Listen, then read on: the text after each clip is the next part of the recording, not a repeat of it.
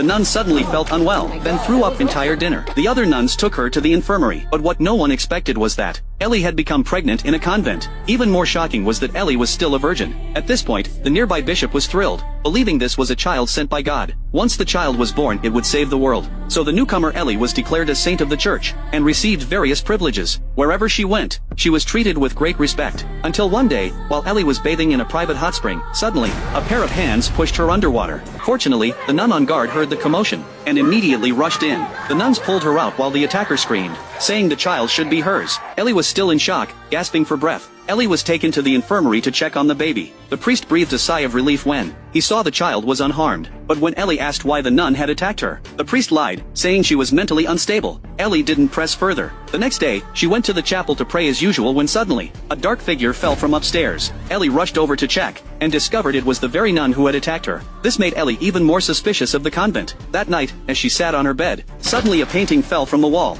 She found a line of text hidden behind it that she couldn't understand. So she decided to ask her friend for help. But when she came to her friend's room, it was empty. She began searching everywhere. In the backyard, she found a room with lights still on. She peeked through the door crack, and saw someone wearing a red mask selecting tools. She was horrified to discover that her missing friend was in that very room.